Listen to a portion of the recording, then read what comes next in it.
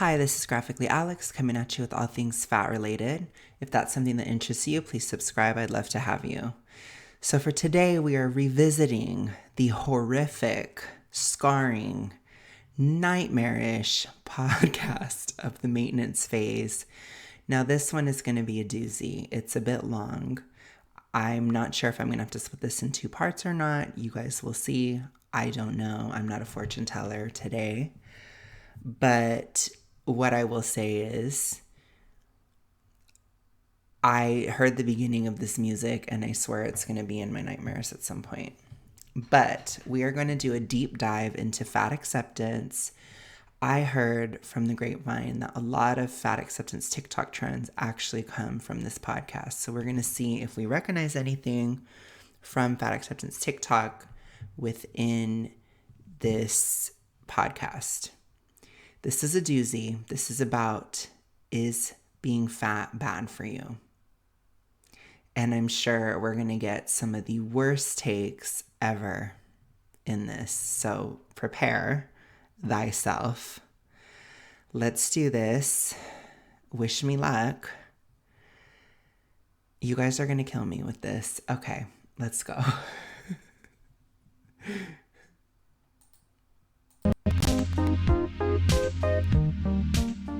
Hi, everybody, and welcome to Maintenance Phase, the podcast that's just concerned about your health. Oh my God. We're in your mentions on Instagram. You're glorifying it. That one really lived or died by the line reading, and I feel pleased with how it turned out, if I'm honest. I'm Aubrey Gordon. I'm Michael Hobbs. This month, by astonishingly popular request, our bonus episode for Patreon patrons at every level is the HBO Max documentary miniseries, The Way Down. Yes. I have been told that I have very disappointing opinions on this matter. So enjoy those. I wonder, okay, I don't know. A lot of this aesthetic that they put on their channel, is it just me or does it make them seem dated? You know, kind of like out of touch. I don't know. Maybe that's me being mean. Let's continue. But I just wanted to comment on that because that's the vibe I get. As far as the whole, we're just concerned about your health, that kind of thing. That could be a chicken versus the egg situation. It could have been, but I'm pretty sure they probably said it first on this rather than fat acceptance TikTok, but you never know. I don't know. Can't prove that. But I do think it's funny how they think it's so clever and so funny. Because again, within the context of this podcast, health is a joke. As somebody who does suffer from health problems relating to obesity and hypothyroidism, it's not really the most hilarious thing. You know, I guess it can be. You can try to make it that way, but it's not hilarious in a way that it shouldn't be taken seriously. You can laugh about something that you're kind of suffering through, but it should be with the knowledge that you need to get treatment, you need to fix the issue, not within the context of blowing off any comments or criticisms or truth, which is what they do. And today we are talking about, is being fat bad for you? I'm both very excited. Yes, it is. But let's hear their hour-and-a-half almost long episode of why it's good for you to be fat. For this to get the Michael Hobbs, terrier digging through a million facts kind of treatment. I am also nervous about it because this is the kind of thing that people with profound anti-fat bias use against fat people all the time. Yeah. Anytime you open up this conversation, it's like opening up Pandora's fucking box for fat people. I don't know. There's so much assumption. There's so much of these weird feelings and weird emotions that go into their worldview, their weird view. They're just this hits on the emotional core of the anti-fats and the thins. So when we talk about this, they will come after us. And I'm just so nervous. I would never talk about something in that way. I would say, oh, it's going to piss people off. Or, oh, this is probably an unpopular opinion, but I don't care. Or, oh, this may not be nice, but I'm going to say it anyways. That's how I say things. I don't try to, it's very like, they want to put the blame on the other person for their reaction. And it's very telling. Very, very telling. This little intro is so telling, I think, because the way It is definitely very telling. Thank you for backing me up. that fat people and thin people experience this conversation is worlds apart. Yes. Thin people experience this conversation as like, well, I read in Newsweek the other day that because everybody's fat, we're all going to live, 13 years less than we thought we would. And fat people experience this as like, you are going to die. Yes, and I would say fat people experience it as you are going to die because often thin people who read those Newsweek articles then turn around and tell fat people you are going to die. Exactly. When a thin person decides to tell a fat person we're going to live 13 years less or whatever because of you, Yeah. right? Because you're fat, whether or not that thin person intends to do so, the idea that introduces is I'm superior to you. Yes. Because I have figured out how not to do this thing, and you are failing because you have not figured out how to do this thing. Right. Anti-fat bias has, I would argue, a more decisive impact on fat people's health than actual just physical body weight. Then adipose tissue. That's 100% false. As I've said many times in regards to my journey, I mean, I haven't talked about it so much, but in 2020, during lockdown, I was extremely isolated. Obviously, I knew I was not healthy at the time. That whole thing struck me personally at probably one of the worst times it could have struck from a health standpoint. Luckily, I was really blessed financially and like living situation and all that, but it hit me on the health level and it made my personal health a huge focus in my life to the point where like I really saw how badly my health was getting in the way of my life because I had to be very careful when I went outside and stuff like that. The first year especially, before it was, less bad. And so I was completely alone. I didn't have anybody telling me I was going to die. I didn't have anybody trying to shove anything in my face. I was by myself. If I didn't want to talk to anybody ever, I could have just not, with the exception of my horrifically loud neighbors at the time. But that's a different struggle. And that's also probably very 2020 relatable for any of you guys that dealt with horrible neighbors during that time. But anyways, the point is, I was alone and I suffered with my health alone. I didn't have to have anybody tell me I was dying. I could feel that I was. I could feel the shock waves of the hormones and everything going through my body on a day-by-day basis, even to the extent where I could start tracking down hormonal reactions through the hours in a day, through the weeks in a month, and through the context of a year. That might be why I do it still to this day, because 2020 was very traumatic for pretty much everybody. But for me, it hit me specifically with this health thing. So being completely isolated, I knew that I was dying. And it had nothing to do with what anybody else said. It had absolutely to do with the hormonal factors of my health that I had damaged through years of toxic dieting and through years of binging, both from depletion and through ED when I was younger, but also through depletion when I was doing these diets that were too restrictive. So I was suffering horrifically and it had nothing to do with anybody else. And they would say, oh, well, I'm sure it's because of the diets and blah, blah, blah. And that's why you did that because you felt like you need to lose weight, blah, blah. I started doing the diets because I already had health issues. It was a search for answers and for fixing those health issues. That's why I was doing it in the first place, because I had problems. And guess what? It wasn't all about what other people said. It just wasn't. I felt it myself from the ages of 21, but especially 25. It was bad. it got really bad around 25 where I was scared. I started to get scared. And by the time I was 28, I was, yeah, really bad. So the point is, she's completely wrong. She's living in a fantasy world. And those health issues, they may not hit her in the same way. You know, maybe she didn't go through extreme isolation the way that I did. And so she didn't have extreme stress in that way in her life. She hasn't had extreme stress maybe. But you're always but one thing away from being in a situation like that. And her body will not be strong, just as mine wasn't. The older she gets, the worse it will be. I believe that she lies about how she feels. That's what I think. But I won't lie about it. I tell you guys how awful it is. But a lot of people don't because they feel like they're betraying their identity or something, which I guarantee you that's where she's coming from. But anyways, let's continue. Correct. A term that I have read far too many times this week. Yes.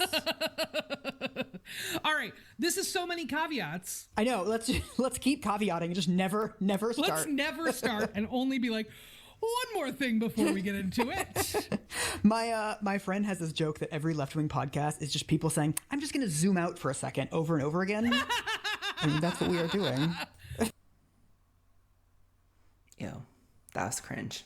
Oh no, that's me. To me, I think a really important, God, I'm doing it, aren't I? Contextualization thing about this issue. You know what's funny though is I do actually watch an astrologer that I like, and he's the same way, but I think he is a lefty as well. So it is something y'all do. I'll throw some lefty shade in the chat. Okay. It's real. Tons of disclaimers. It's not just lefties though. There are some righties that do that too, but it ain't me, fam. It ain't me. We'll go straight to the heart. Is people, most of the academic literature treats this as some sort of footnote. But to me, it's very important to acknowledge that stigma against fat people and the belief that fat people are unhealthy long predates any science showing that. There's this really good book called Fat, A Cultural History of Obesity, where they identify the first... There are literal studies and artifacts from ancient Egypt that showed overweight people that had obesity and diabetes and clogged arteries way back then. There, in every single ancient culture, the word obesity even comes from an ancient origin. I believe it's probably Latin. A lot of stuff in the medical world is Latin, but it comes from people who eat a lot, you know, who ate themselves into being really fat, you know. It's basically what it means. And it's been known forever. Like, you can look at Aristotle talking about eating too much versus eating too little, like finding balance. And, you know, he would say it with all these different aspects, but to act as if this has never been a discussion, even the Bible, right? Ooh, heaven forbid. We talk about the Bible. The Bible talks about overeating. That's, you know, thousands of years old. So I'm just saying that's insane. Basic logic and reason would show people that somebody who's really overweight is unhealthy because they can't do what other people can do. Let's get back onto Delusionalville. Okay, let's go.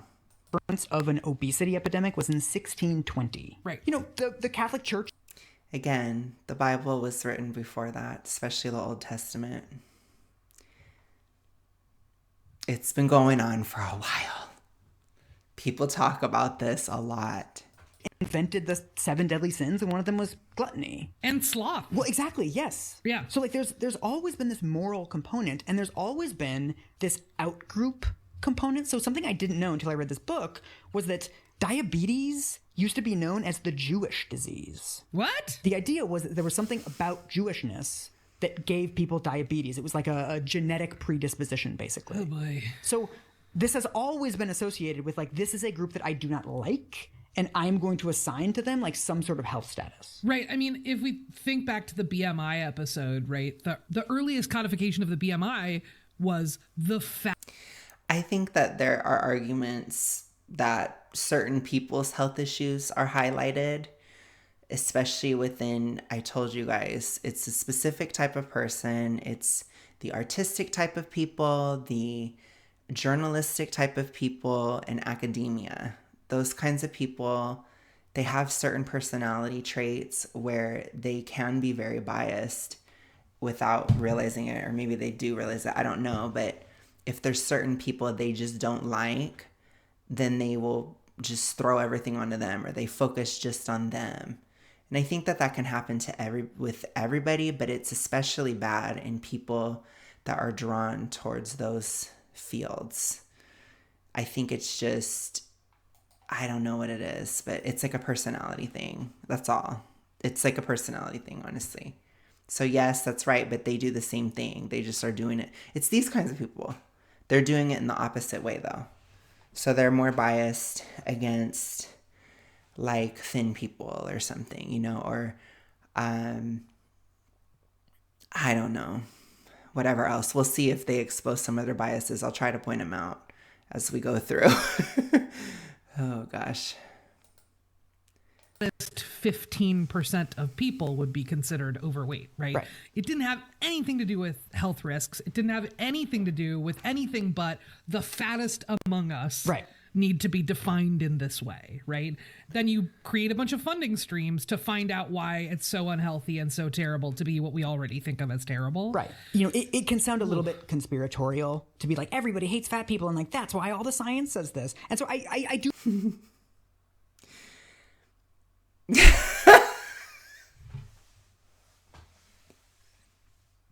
Okay, let me hear let's see the mental gymnastics around this. Okay, let's go. I think that that's overly simplistic, right? Mm-hmm. But I also think that it's also overly simplistic to think that this has no effect. Yeah. So.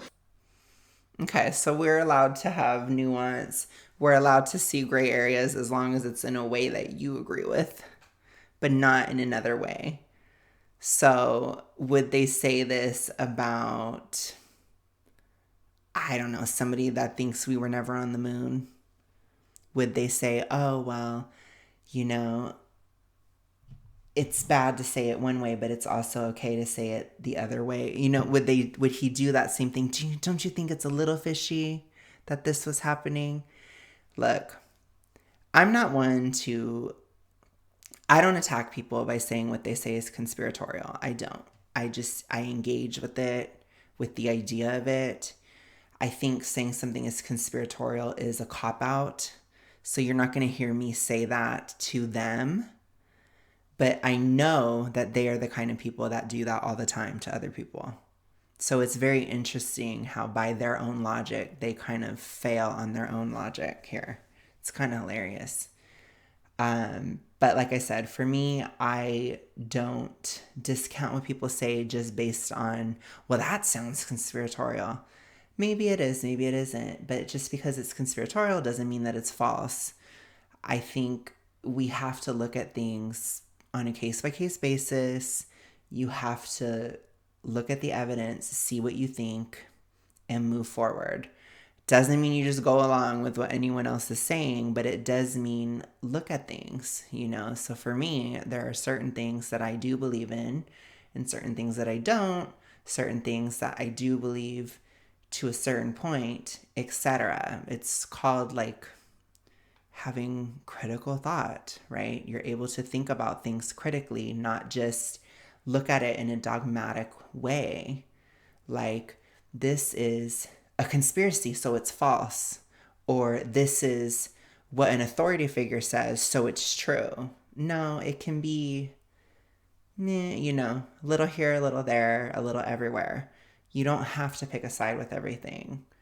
But I just find it interesting that they do that all the time, but they don't want you to do that to them. Of course.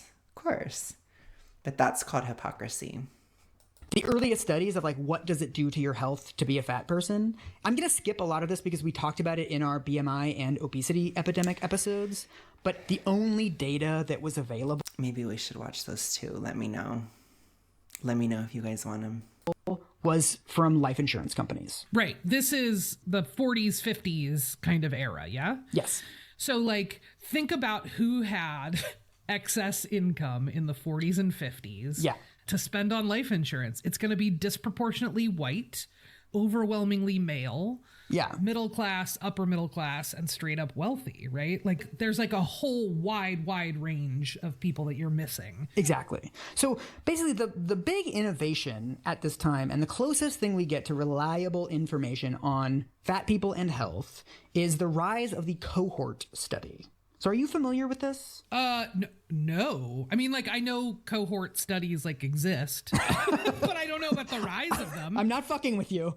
I don't know. I feel like I'm being trapped somehow. So basically, everyone knows these life insurance tables are bullshit for all the reasons you just said. And so what they start doing in the 1940s and the 1950s is they start getting these large groups of people and they get like a representative sample of the country. So they start getting together like an entire small town. You know, one of the most famous ones is like a bunch of nurses. It's like 70,000 nurses. Huge numbers. And then you track the same people over time. Yeah, I mean, it's essentially like the 7-Up series. Yes, but exactly. in science, right? Yes. That's like we're checking in periodically. We want to sort of see how you're doing on these specific sort of like sets of measures. Yes. Yeah. After a couple years, after longer periods, I mean, some of these cohort studies have been going for like decades at this point. So once you wait long enough, people start dying. And then you can get into all of this risk relative, you know, mortality rates rising kind of thing of like. Have they ever seen somebody walk up a flight of stairs that's like 400 or 500 pounds?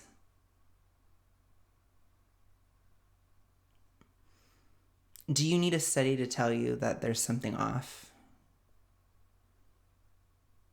I mean, really? Do they have a brain?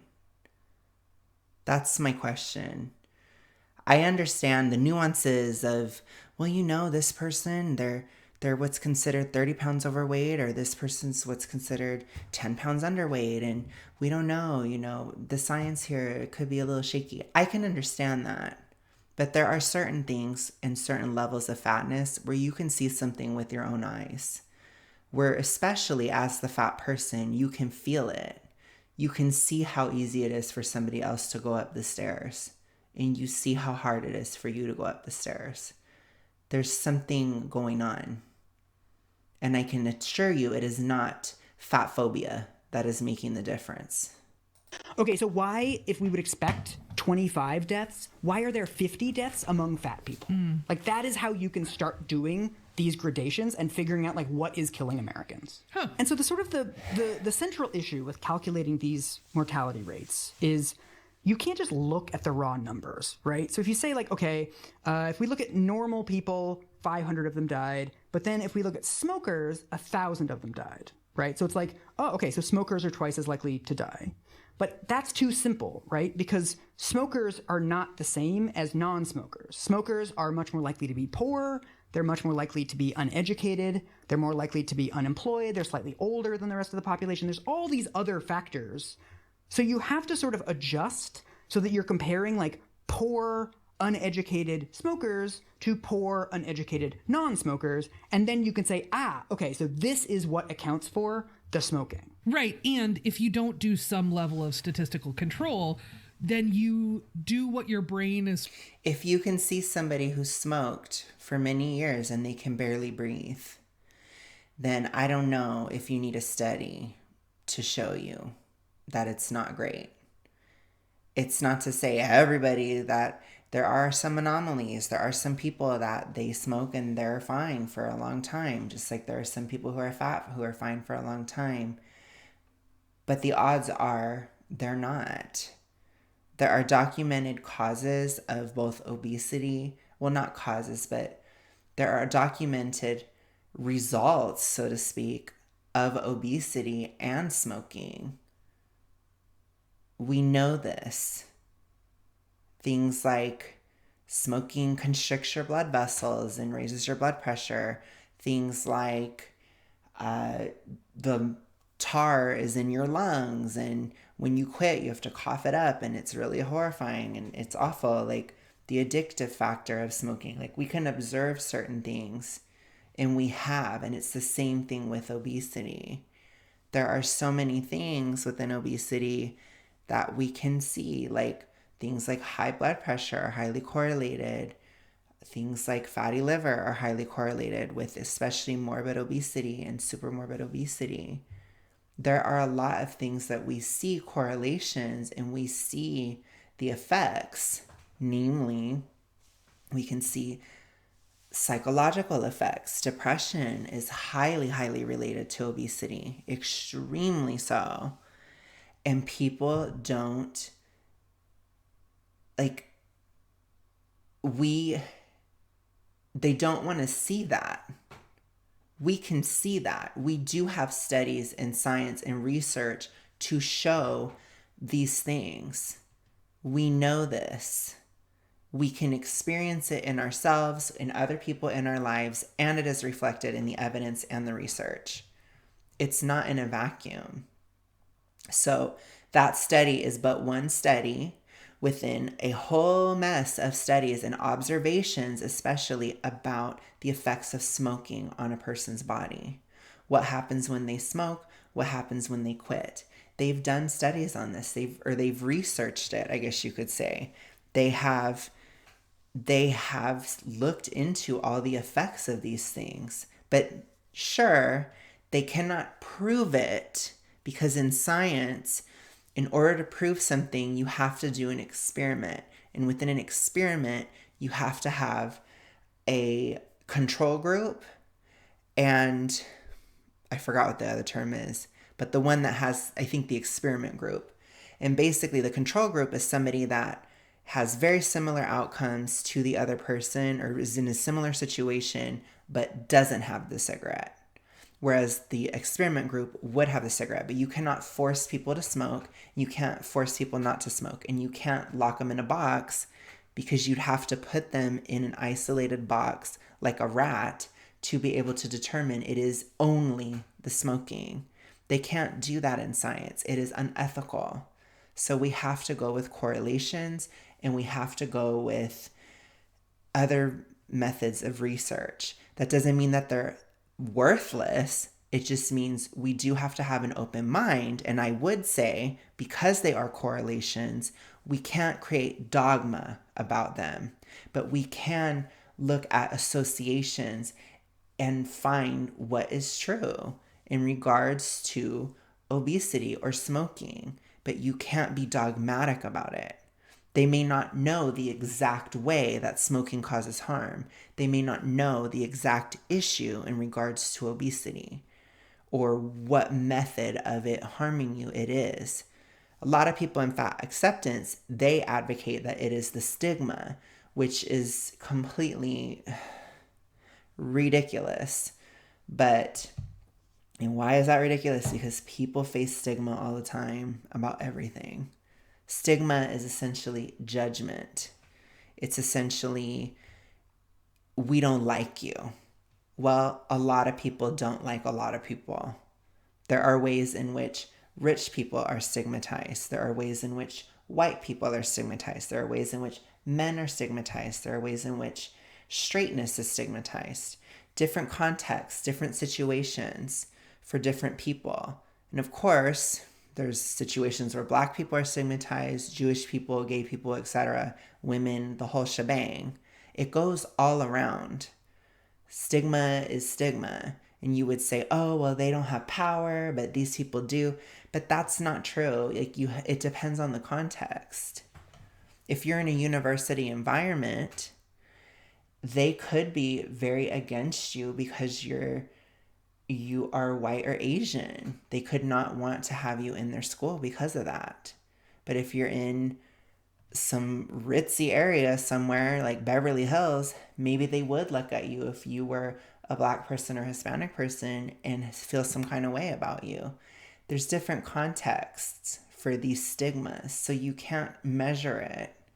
because everybody feels stigmatized at one time or another within one context or another. That's why it's just kind of useless to say that, because not everybody dies all the time of stigma, and people go through it. I'm not saying that being poor isn't an issue or any of these things, but what I am saying is you can't use stigma. That's not enough. There's more to it. Being poor, for example, it can limit the choices you have of what to eat or what medical care you can receive. If you're depending on the government, for example, then then you are at their mercy, so to speak. So that can be a situation where you do have less power than somebody who has tons of money and they can get whatever healthcare they want whenever they want it. That's true. That's real. But that's not stigma, is what I'm trying to say. Wired to do. Sorry, a little bit of a tangent there. Is fill in the blanks with what you think you know, which are often not rooted in data or science or anything. Exactly. So what you just said is basically the Rosetta Stone for this entire episode. Because if you look at the raw numbers, it's true that very fat people have shorter lifespans than thin people. Yeah. It's complicated for the lower weights, and there's a lot of scientific debate about sort of when that association kicks in, and we'll get into it. But that correlation, that statement that very fat people are more likely to get heart disease and diabetes and everything you've read about in a million Newsweek articles, that's never really been debated. The debate is about what the association means. Mm-hmm. Because obesity is not the only thing that's associated with having a shorter lifespan. Right. Catholics live 2 years longer than evangelicals, and Jewish people live 2 years longer than Catholics. This is what's called a red herring. So this is them trying to disprove something by adding something that is totally irrelevant. There can be fat and thin evangelicals. There can be fat and thin Catholics. It's just as irrelevant to what he's saying. It's cringe. Mm-hmm. People who live in West Virginia die 6 years younger than people who live in California. Mm-hmm. One of the weirdest statistics I came across is that people with master's degrees have 10% higher mortality rates than people with PhDs. What? So next time... What the heck? You see somebody posting about like, hey, I got my master's degree on Instagram. Go into their mentions like, you're glorifying having a master's degree. I'm just...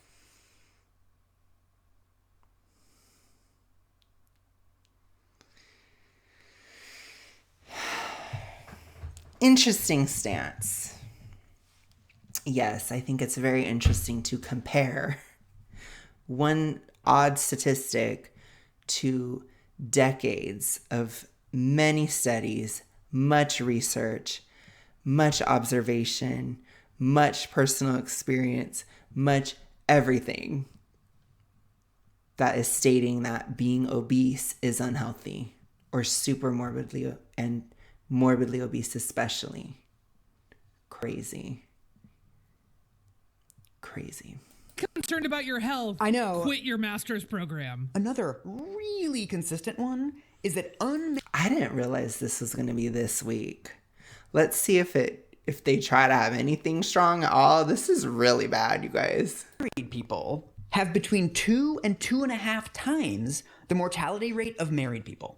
What I love about the unmarried statistic is that when you tell people, okay, unmarried people are more likely to die, you can like see the gears in their brain start working. People are like, oh, it's probably something to do with like if you fall down the stairs, if you're a married person, like someone is there to call 911, or maybe somebody's going to hassle you about getting a doctor's appointment for like the lump in your chest if you're married, whereas if you're not, you might just like leave it for another year. Like people will start speculating about what the sort of the real reason is for this association, because we all on a gut level understand that like having a piece of paper, the marriage license, is not extending your lifespan. This is also how you get that fucking garbage shit that's like, it'll show up in like People magazine as like a pull-out box that's like, dog owners live 5 years longer than people who don't own dogs.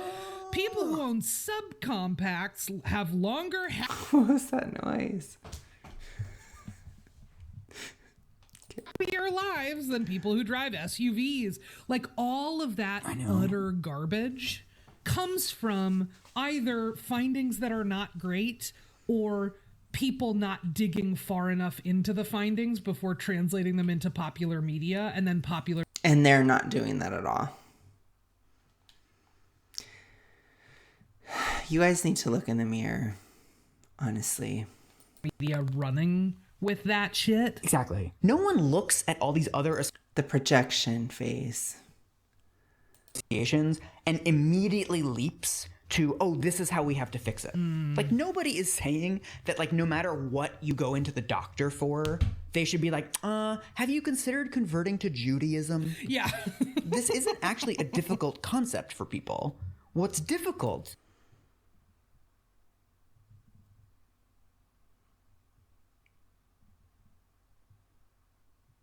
Is he serious?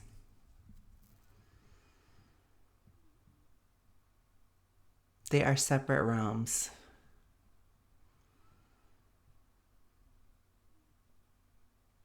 Science and religion are not the same. There are people who treat science as a religion and people who treat religion as a science, but they're not the same thing. And they shouldn't be treated the same. There's a lot of problems caused by doing that. That's why a doctor wouldn't do that. Now, somebody's faith may help them to lose weight. That's an interaction between faith and obesity. I lean a lot on my faith. I have, especially today, for example. But a doctor is supposed to be scientific, and so you wouldn't mix that. Somebody giving you an opinion on your health and how obesity could be affecting certain things that you're complaining with or problems that you have, they're looking at it from a scientific perspective. But realistically, in a perfect world, they'd be able to tell you the correct diet or what to do, but they don't, which that's a whole other issue, which we do talk about that plenty on this channel. In a perfect world, they would, but they could never tell you how to stick to it. They could never tell you how to get over your problems, you know, in regards to that stuff. That's something that you have to figure out either from a different professional, like a psychologist or something, or, gosh, I opened something weird on my computer and I can't get out of it. Anyways, that's what you have to look at, you know, a different professional or something in a different realm like spirituality, religion, or something else. I don't know. Sometimes you just got to look at different things. Different things work for different people because people have different problems. But regardless, a doctor would not say that for those reasons. And that's why. So let's continue. is that we have been told an extremely simple story about obesity for so long that it's really hard to look at it any other way. And the thing you have to constantly remind people of is that obesity is not a behavior. Obesity is a characteristic. People become fat for all kinds of reasons, and people... It's not a characteristic. It's a physical state. It's similar to being hungry or full. Would you call that a characteristic? You are full. You're a full person. You're a hungry person. You're a thirsty person. I mean, we hear that a lot, but that's within a different context. Being fat or thin is it's a state that can change. You wouldn't say that about something like race or sexuality. You wouldn't say that. It's not similar to being hungry or thirsty. But being fat or thin is, because it can shift. Just because it's a slow change, unlike hunger or thirst, it doesn't mean that it's not still a change. It's different. It's not a characteristic. That's a false way of looking at it. live their lives as fat people with all kinds of habits. There are fat people who don't get any exercise. There's fat people who get tons of exercise. There's skinny people who get no exercise. There's skinny people who get tons of exercise. These are all overlapping circles. Thin people can be unhealthy as well. And most people know that. But you don't hear a bunch of thin people saying, I'm automatically healthy because I'm thin. Most thin people don't say that. There are some that do, but that's a very small minority of thin people. Anyways. And so the entire There's some fat people that say that too, which is cringe. debate over obesity is, where on the spectrum does it fall? So is obesity more like smoking in that it's a behavior that we can very clearly link to? Not a behavior. So I agree with them there, but it's also not a characteristic. Being a smoker is not a characteristic. That would be more of a behavior. Being obese is, like I said, it's like being full or hungry. It's different. Thirsty or hydrated. It's different. It's like an adjective. It's a state of being, like being happy or sad. But it doesn't change that fast. It's slow changing. All of these health problems and shortening your life? Or is it more like having a master's degree? Where it's like, okay, it's basically a cluster of other... No. That wouldn't work either, because once you have a master's degree, it's not like you can lose it. You can lose weight or you can gain weight. It can change. It's something that can always change throughout your life. Anybody can become fat. Anybody can become thin. It's one of those things, you know? But you can't get a master's degree and then it's just like deleted out of your brain. I don't know if there's some kind of weird agency that could take it away, but that's not really what it is. So anyways. correlations. Yeah, I mean, first of all, this is about to be... Could you imagine if I was on this podcast? They would just hate me. They would hate me so much. our Methodology Queeniest episode. I'm getting the sense. Methodology Empress. Methodology Galactic Senate. This is the project of creating and reinforcing an outgroup status. Yeah. And making people believe that it is objective. So they keep trying to make it about stigma. So notice this. They're taking it back to stigma. Why do you think they do this? They do this because stigma is emotionally charged in discussion within the United States. Everybody feels stigmatized. That's kind of the time that we're in, the generation that we're in. You hear it all the time from everybody. And I know, I don't want to hear it. I don't want to hear from anybody. No, that's just these people. That's just those people. No, it's everybody. If you look at it, it is everybody is saying that. Oh, everybody's against me. Oh, everybody's this, everybody's that.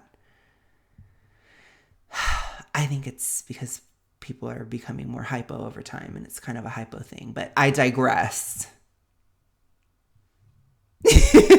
Things can happen on a societal level for environmental reasons and food supply reasons. But before I sound too conspiratorial, no, I'm just kidding. No, but yeah. Let's just say people are not the same as they used to be in the past, and not always for the better. People are weaker. They're less able to handle criticism. People are more triggered than ever. People are constantly thinking everybody's out to get them. I mean, this is stuff that's happening in society all across the board. Anyways, let's continue. That it is scientific, that it is beyond reproach, and that it is natural. The point is they use that they try to use your empathy. Everybody can feel stigmatized today, especially with the internet and just everything going on. So they tell you you're stigmatizing fat people. You're making fat people feel like how you feel on a semi-regular basis. That's the emotional manipulation. And they use that quality and that part of our culture today to further their agenda, basically. What is their agenda? Their agenda is don't tell people to stop eating because we don't care about their health. Why do we not care about their health? Because I don't know. I think that's something to investigate. Do they want people to pass away? Do they want people to suffer? Are fat people better consumers? Is it an economic thing? Is it a, just crabs in the bucket mentality? I mean, there's so many things it could be. That's for you guys to think about. I don't know. You guys can tell me what you think.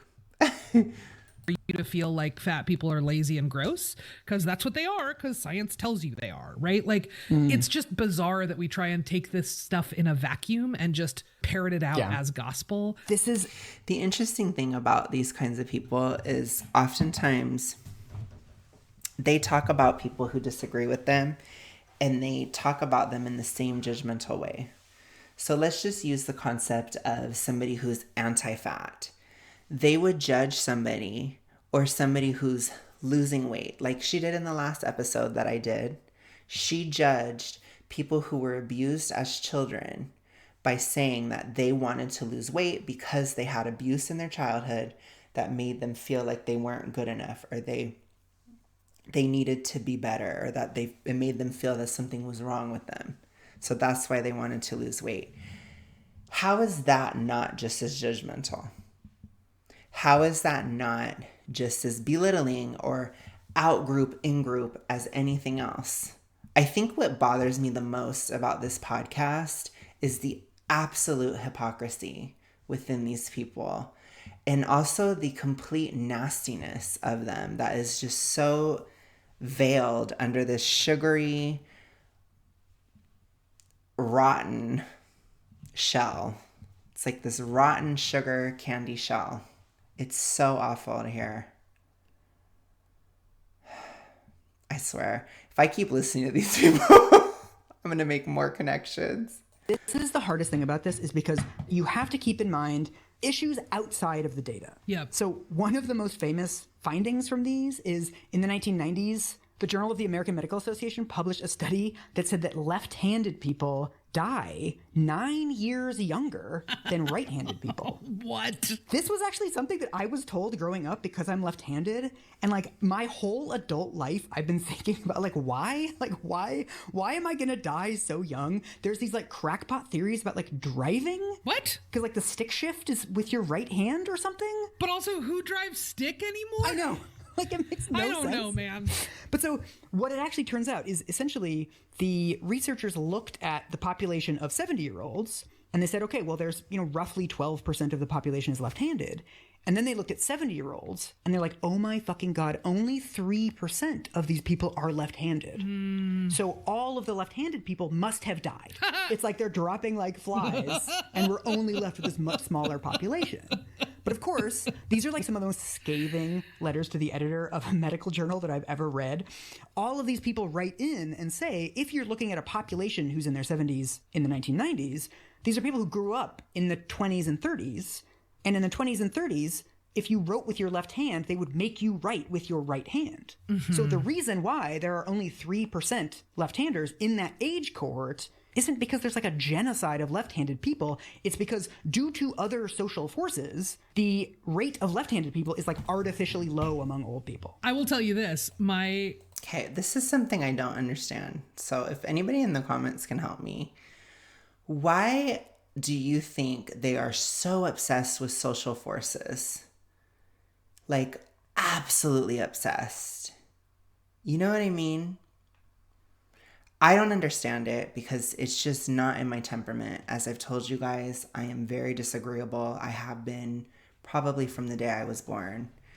I've been very just rebellious, I guess, or just been me. So I understand social conditioning, but I don't, because it obviously happened to me too, but I don't understand this absolute obsession. It is like an obsession. Like everything goes back to social. It's like, gosh, like I can assure you guys, like there was a lot of social pressure for me to lose weight. I didn't care. Really, I cared, but then I didn't. I started to care when I had health issues. And that's the thing. is that that reality is there.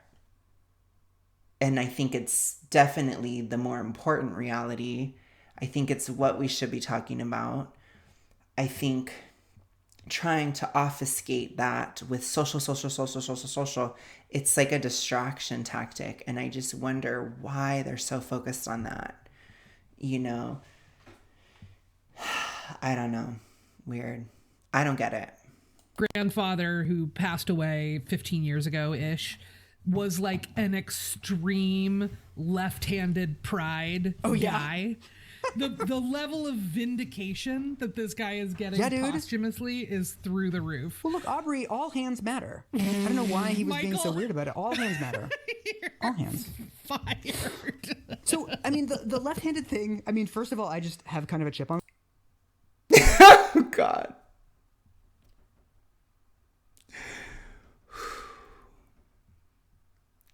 The humor in this, it gets me. It does.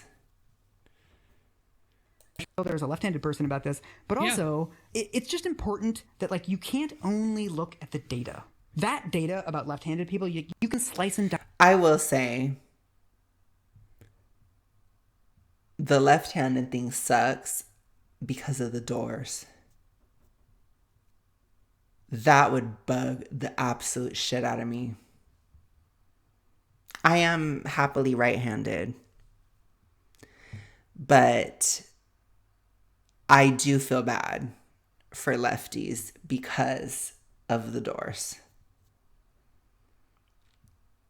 I mean, the writing would get me too, but different languages have different, it goes left to right or right to left. I don't know though, as a right-handed person, I still would get the ink all up on my hand and everything anyways, so I guess I just kind of failed at that regardless, but the doors would bug me. So for that, I say you guys do have a grievance. The doors. I'm sure there's so many other factors, but I think I was at the grocery store once and I had to open up the freezer and I had to use my left hand because I had something in my right hand and I was like, that is so annoying. And I could just see that compounding. Anyways, off topic. You can control for smoking status and like you can do all kinds of statistical mumbo jumbo on that data, but it's only going to drive you to like a slightly less boneheaded conclusion. So this leads us to meet our protagonist for this episode. Oh, we have a protagonist? Yes, a woman named Catherine Flegel. Oh, sure. You know this. Oh my God, Mike, I'm so excited. I forgot about this. All right, put us in space and time. Who is Catherine Flegel and like what is going on in the late 1990s? So Catherine Flegel is a statistician who works at the CDC. And I know that she waited to tell this story until after she was retired. Yes. So Catherine Flegel is at this time a statistical researcher for the CDC. She got her bachelor's from UC Berkeley. She did a PhD in nutrition at Cornell. Her work has always focused on obesity. And she's one of the first people to notice, like, hey, Americans are getting fatter. Like, she's one of the first people to start publishing on this. And she was actually in, I believe it was Geneva, at that WHO meeting where they changed the BMI categories. Oh, do you think American obesity could be because we're one of the most heavily medicated societies in the entire world? We have the most horrific news cycle on all sides that is extremely negative. And then we have tons of ads pushing foods with unhealthy seed oils and other additives constantly as a source of relief from all these feelings that are instilled in us on a daily basis from not just our news, but also our TV, books, everything, all the time. Do you think? There's a lot of reasons why America's fat. And I swear, I will fight every single one throughout my life. This is my thing for the next 20 years, y'all. So we will go one by one by one. And my toxic, gay, scorned, hell hath no fury energy will be everlasting for years and years, and I will go after every last thing. Let's continue. They're just the first ones in my way. Oh, holy shit. She is like deep in this field and like one of the earliest people, like just trying to get the message out that like something is changing in the American population and like people are getting fatter. Somebody should do a study on self-esteem versus television viewing and see how much self-esteem somebody has based on how much TV they have or how much TV they watch. I guarantee you there's got to be a connection there. Guarantee you. So in the year 2000, she starts working on a paper about obesity and health. She's been at the CDC for a while. There's this kind of long-standing debate about like what does it actually mean for your health to be fat, and she decides to start looking into this in like a very concerted way. Like Okay, this is a side note, but I'm on my soapbox for a second. We all need to be making our own media and writing and making things better that are more uplifting and helpful and instilling good things in people. We need to stop leaving everything to corporations. Okay? best data. I'm going to like try to really answer this question once and for all. What she does not know is elsewhere at the CDC. We are essentially Wall-E in the United States. We're Wall-E, except there isn't a calm woman saying, it's time for lunch. Instead, it's, we're all going to die every day. This bad thing is happening. Now this one. Oh my God, look at this horrible thing happening. That would be the America Wall-E. Look over here. By the way, here's your slop. Another team is also working on this. So in 2004, we get the infamous paper that is called Years of Life Lost to Obesity. We've debunked this like 4 times. The truth. It's totally normal to die in your 40s. There's so many obese 80-year-olds. On the show already. It's basically this big CDC study that makes huge headlines everywhere for saying that obesity causes 365,000 deaths per year. Yeah. It also says that obesity is poised to overtake smoking as the #1 cause of death in America. This is like, So, I don't necessarily agree with that. I'll tell you why. I'm sure that just perks some of y'all's ears.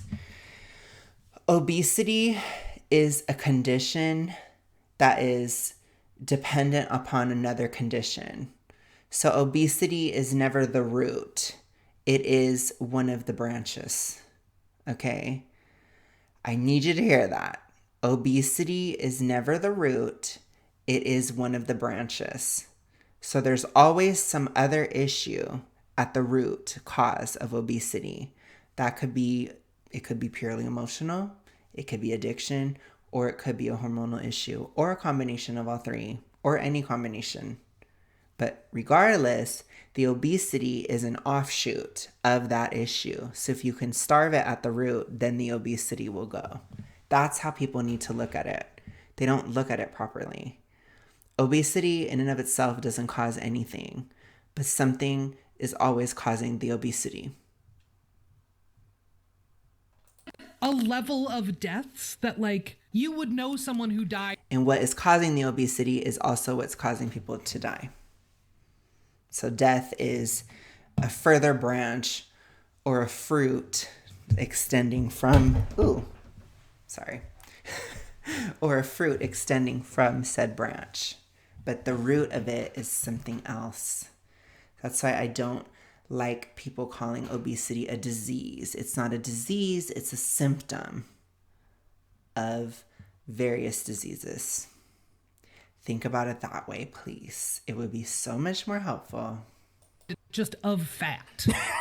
That is a very large number of people to just keel over because of their fatness, Exactly. which is sort of the impression that certainly that the general public is left with after the reporting on this, right? So this paper comes out, gets a ton of media coverage. Less than a year later, Catherine Flegel puts out her paper. And in her paper, instead of showing that obesity causes 365,000 deaths a year, her paper shows that obesity causes 112,000 deaths, but it also reduces deaths by 86,000 because slightly overweight people are actually less likely to die. Right. This is what they call the obesity paradox. Slightly overweight is not the same as being super morbidly obese or morbidly obese. Slightly overweight is a completely different thing, especially at older ages. Yes, but slightly overweight is having, 10 or 20 pounds that can help you get through an illness. Being 200 pounds overweight is not at all similar. So this is where we're entering into the maintenance phase, views everything extremely black and white, 101.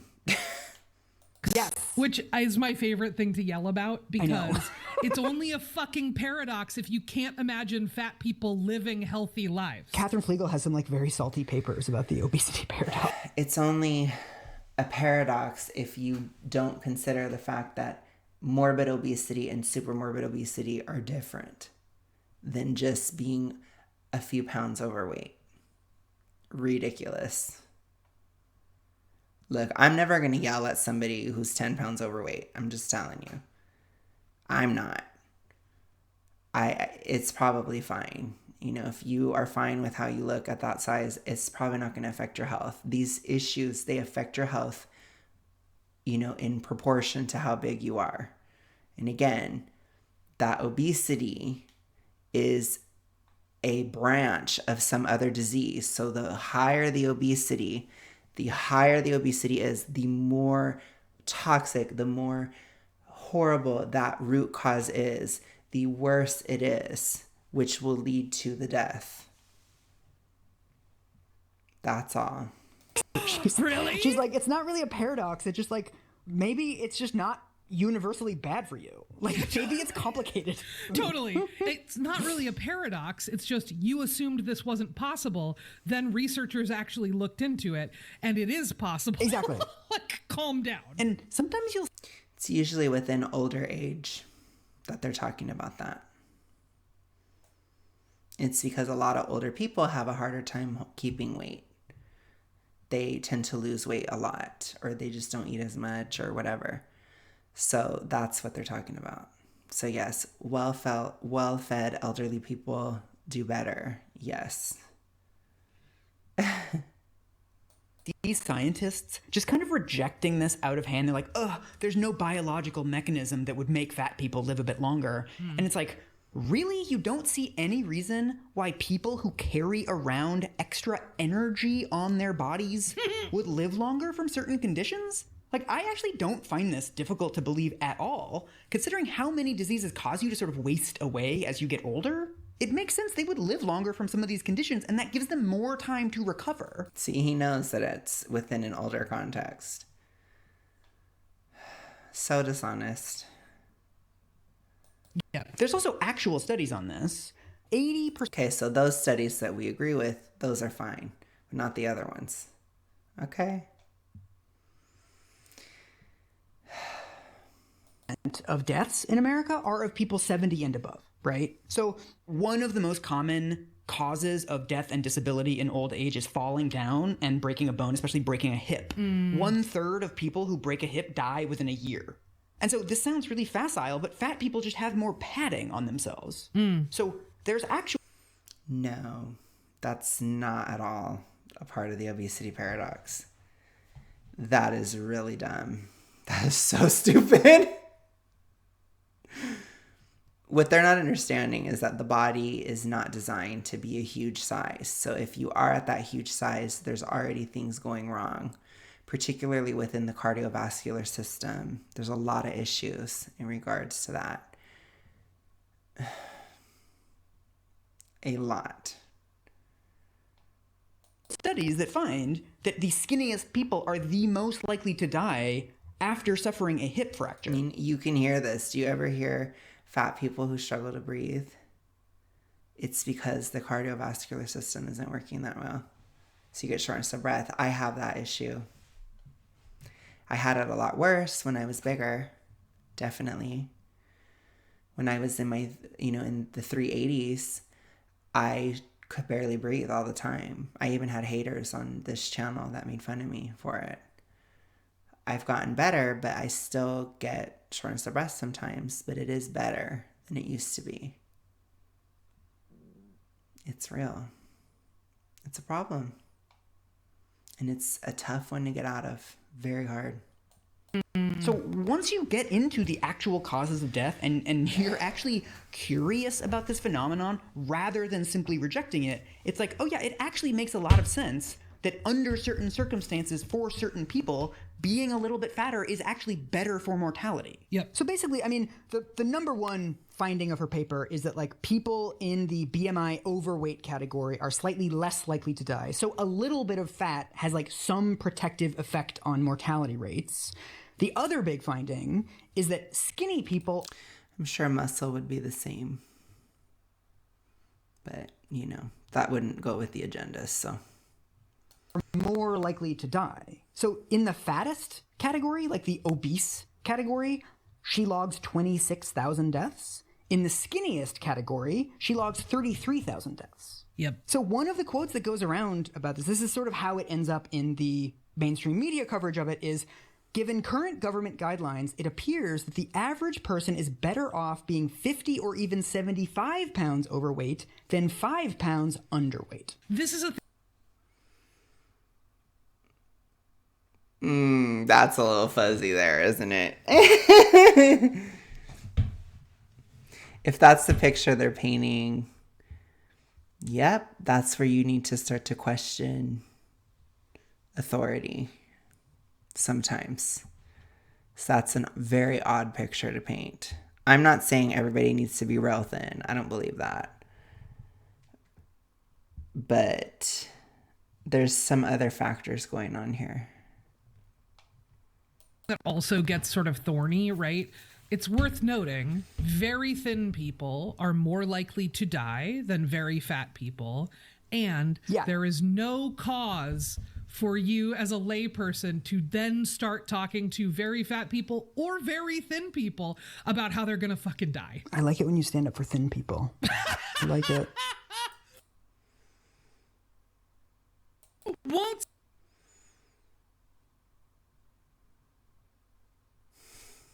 Gosh, their worldview is so weird. So showing any concern for somebody is going after somebody. Okay. Someone think of the thin. I like it when you say thin rates. There's all kinds of actually cohorts that show this same pattern of like this weird spike for thin people, a little bit reduced mortality for people that are like a little bit overweight, and then a higher curve for people that are like fat. They call it the U-shaped curve, even though it's like more like a Nike swoosh. But it's an extremely consistent finding in this kind of research. So we now find ourselves in 2005. There's this 2004 paper that finds that like obesity is like really bad for you. Overweight people are going to die. Fat people are like totally going to die. It's just like really, really, really obvious steep line. And we've got 365,000 deaths caused by obesity every year.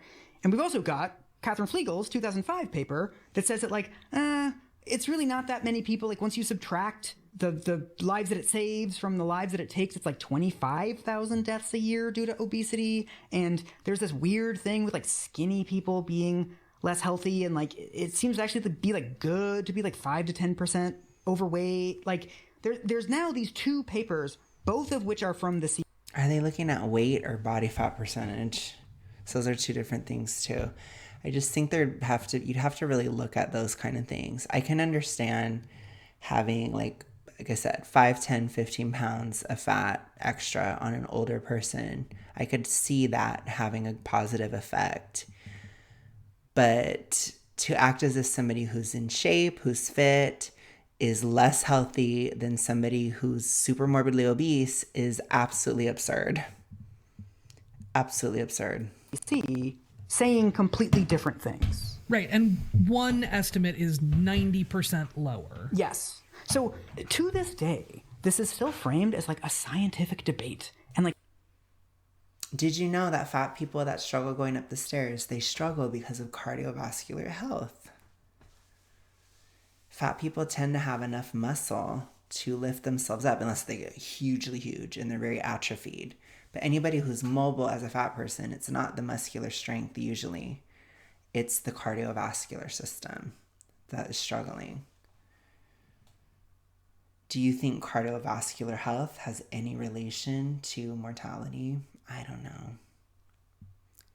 Two different ways to look at obesity data, and like, who can say? But the important thing to know about these two estimates is that one of them is wrong. Like, wrong. The first thing that happens with that 365,000 estimate... We are definitely only getting through half of this today. I'm gonna try to keep trucking. We're gonna get through half though, for sure. But we'll do the next part another day, for sure.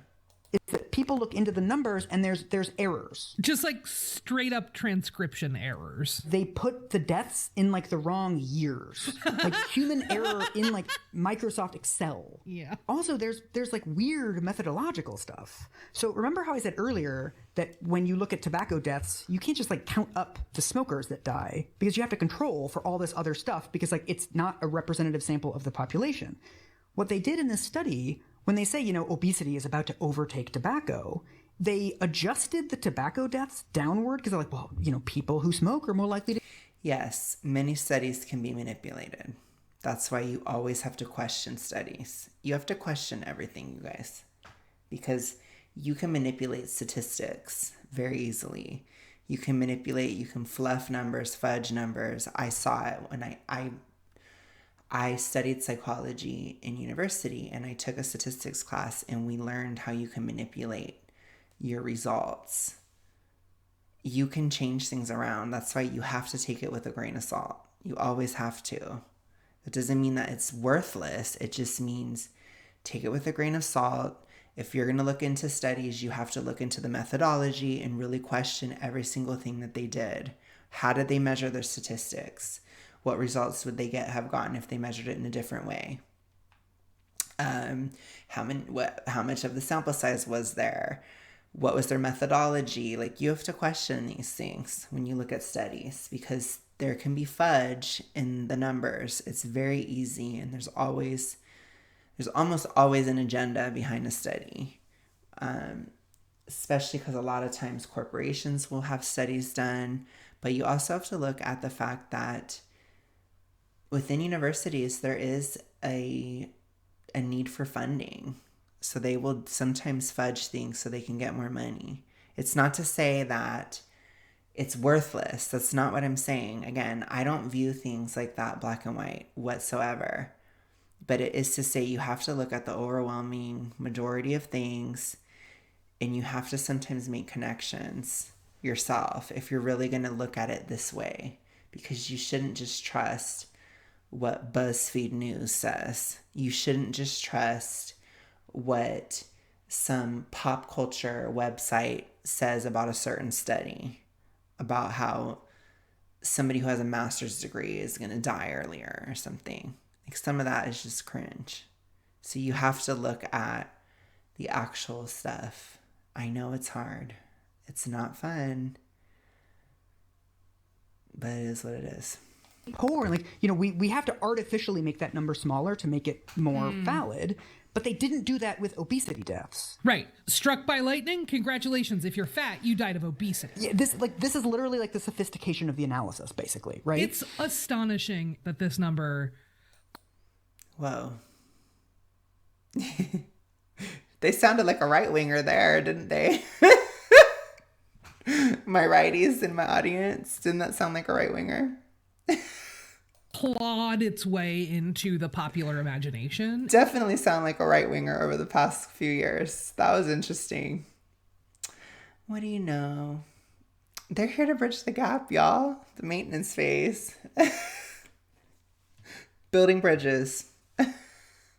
Still gets repeated in non-academic sources like all the fucking time. No, I know. Like, I got a fact sheet from a lobbying organization in the last like 3 months that was like, you know, 360,000 fat people die of obesity every year. And I was like, yes. Excuse me, what? The earlier study also, I can't believe they did this. Some of their cohort studies ended in the 1970s. So like some of the deaths were in the 1970s, even though this paper is being published in 2004. But like the heart attack cardiovascular death rates in the 1970s were sky high. Yeah. You're actually much less likely to die of a heart attack as a fat person now than you were as a normal weight person in the 50s and 60s. If you look at the death rates, they've all been declining for years, even as the population has gotten fatter. Right. And a lot has happened in technology and medicine since then.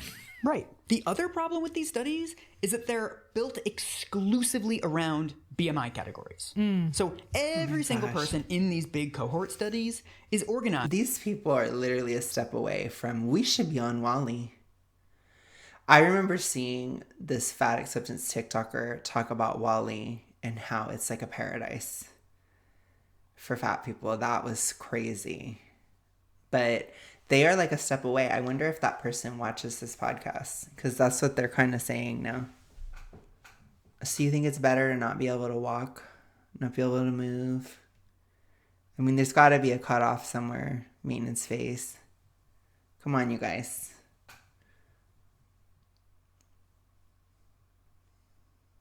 No. If you're 500, 600, 700 pounds, you're going to survive a heart attack way easier. Way easier.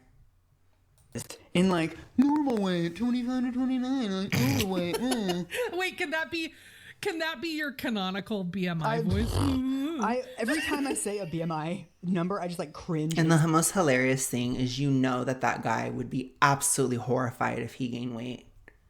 You know he is talking straight out of his ass beyond any level. I hope one day he is fat. I hate to say that.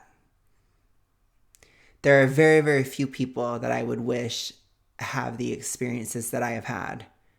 But he is one of them. I could probably count him on one hand. Because most people, I would not wish this on my worst enemy. But somebody who is thin, who enforces how great it is to be fat, to fat people, when he knows damn well he would never want to be fat. He would be horrified if he was fat. That is a disgusting person. And that is somebody I hope he becomes fat one day. I really do. And I don't usually say that, like I said. For him, I'll make an exception. Also, every time I say like obese, I also cringe. Like, I hope that it's clear from my general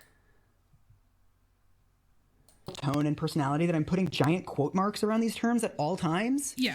Oh, please don't cancel me. Please love me. Please love me, fatties. Please. Please. I'm a nice person. I'm a good guy. I promise. I promise. I promise. Oh. Sorry, I'm getting a little catty now. Normal weight. Like, I don't believe in these things, but it's just going to be much I'm not mean. I promise. I promise I'm not mean. Love me. Love me. easier if I don't have to say quote unquote every single time I use one of these adjectives. So I just like, I feel deeply weird about like the way that I'm speaking about this issue right now. I will also say many fat people experience the terms quote unquote obese and obesity as slurs. Yes. Oh gosh. Yeah, because anybody that has to deal with any other slur, they're totally cool with being on a podcast with somebody who's not in that group, just throwing it around all the time. Totally. Because it's totally just like a slur. I've talked to one fat person ever in my time of doing this. I mean, I personally wouldn't care because I'm not like I don't know. I don't get offended by that kind of thing. I just don't. I think it's, a lot of times I think it's funny just because it's so, what's the word? Forbidden, I guess, or inappropriate. So it makes me laugh. But that doesn't mean everybody feels that way. And I would never just throw things around. If you never assume that people are wanting to hear stuff like that. You know what I mean? You got to really know somebody and know they're not as sensitive or whatever, because some people are sensitive about stuff like that. So I don't know. I just think if obesity was really a slur, they wouldn't even have this on their podcast. They would be bleeping it out because it would be way overly offensive to some people, especially for a thin person to say it. But you can see how dishonest that is. It's not the same. But again, that's just some emotional manipulation aspect. That is them trying to make you feel bad by trying to tie your trauma to fatness and trying to use that to have you accept anything about fatness. Very cringe. Super, like, manipulative. Very manipulative.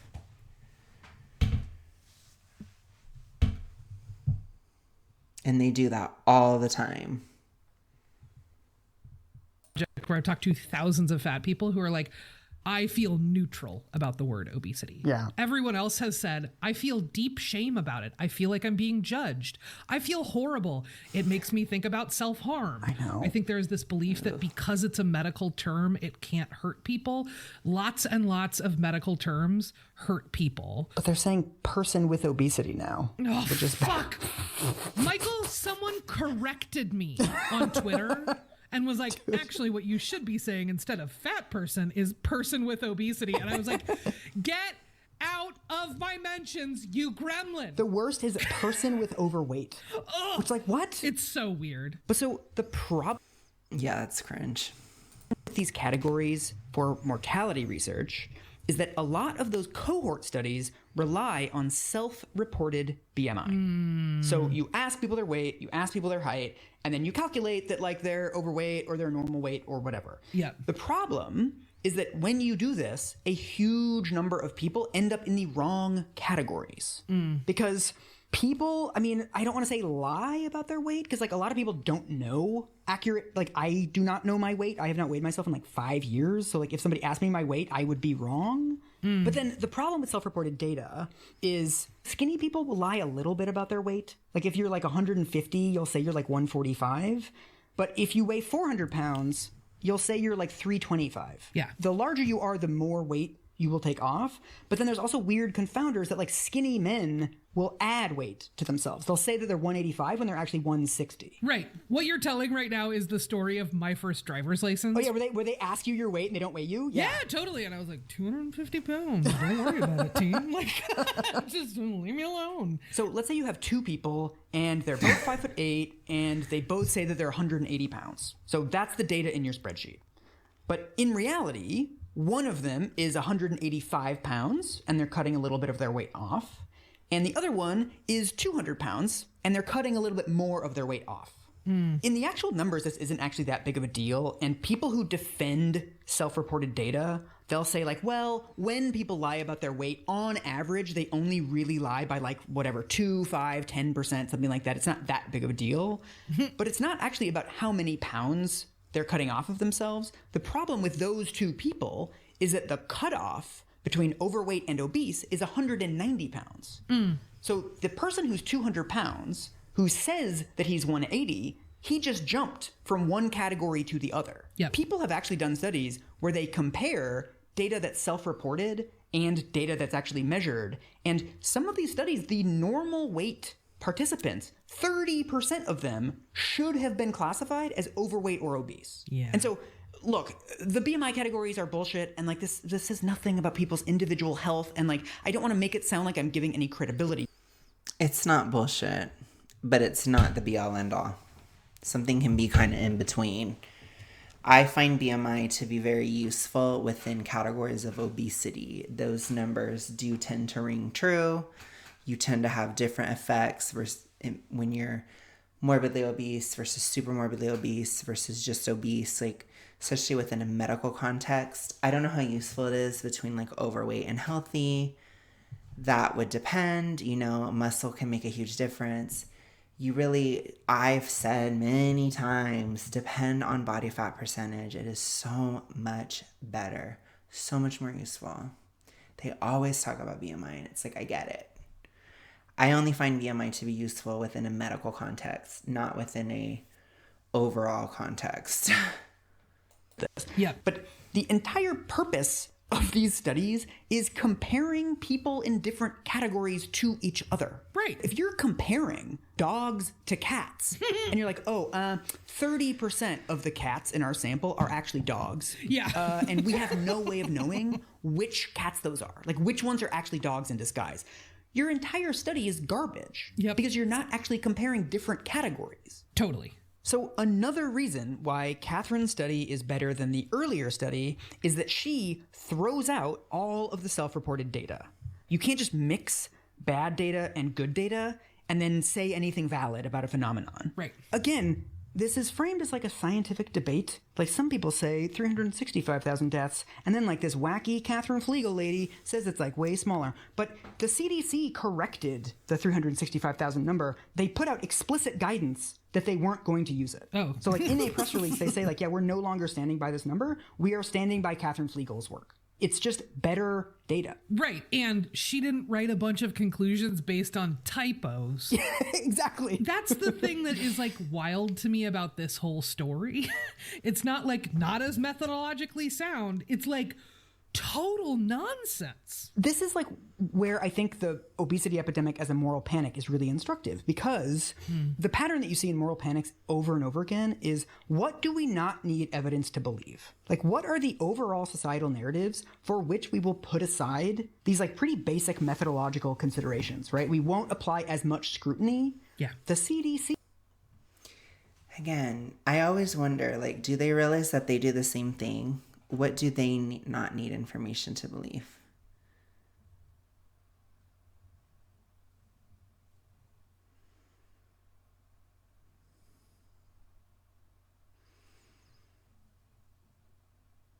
Like, does how your body feels going up a flight of stairs, is that information? You know, what can you just completely block out? It's definitely worth investigating. And like, you know, the Journal of the American Medical Association and these like very high level public health institutions were willing to print something that in the methodology says we are assuming all deaths of fat people are because they are fat. Yeah. They were just like, yeah, sounds good. It's astonishing. No one caught or seemed concerned with this like very, very bald statement. What's even more astonishing is how they don't consider quality of life at all. They don't see any kind of connection, anything. I can assure you, I've lost almost 40 pounds since my highest. I feel so much better than I did at my highest.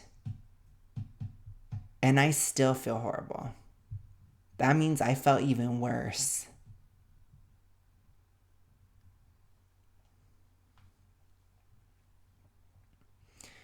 But you're not going to get better if you don't admit the problem, you know? So whatever. Of bias. Like there's no... If you guys make it this far, let me know what stuff, if you guys were overweight in your life, let me know what you couldn't do before versus what you can now. You know, I might make a post about that, and I might do a video where I read your guys' comments. That might be a good idea. other way to talk about that statement Exactly. than a statement of bias, right? So, despite the fact that Catherine Flegel's paper is just like better than the previous paper, there is huge backlash. So, this is where we meet the antagonist of the episode. Oh, boy. Are you familiar with somebody named Walter Willett? I mean, I wasn't 6 months ago, but I absolutely am now. What do you know? Okay, before we get into this topic, I think we're going to go ahead and stop for tonight because my soul is dead.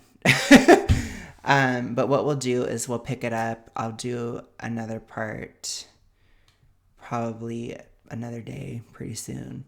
This one might be a doozy. This one might be a 3-parter. This is a really big one. But I will just say, so far, I'm very surprised by how weak what they have is. I'm very, very surprised. I thought that it would be more. But I think we're really seeing here that fat acceptance, you know, especially if this is one of the bases, one of the pillars of this line of thought, it is really not based on anything. It's a bunch of air. It's just emotional hoo-ha and ha-ha and laughs and you know, that's all it is. And jokes that aren't jokes and, oh, this is funny within the context of somebody who agrees with me. It's like that's not based on anything. It's not.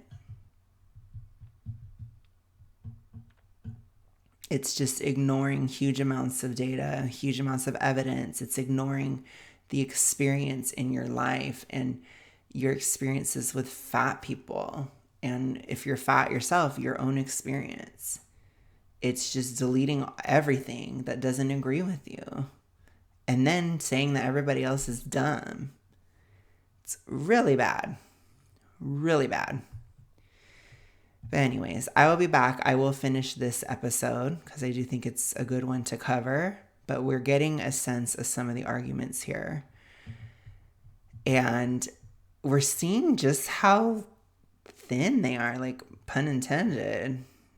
They're not that rich in terms of reasoning or anything. It's super basic, super lowbrow. I'm a little surprised. I thought this would be a bit beefier, but it isn't. Anyways, you guys, I will talk to you guys soon. Hope you have a good rest of your day, night, whatever. Please like the video if you liked it, and remember to subscribe. I will see you guys again soon. Goodbye.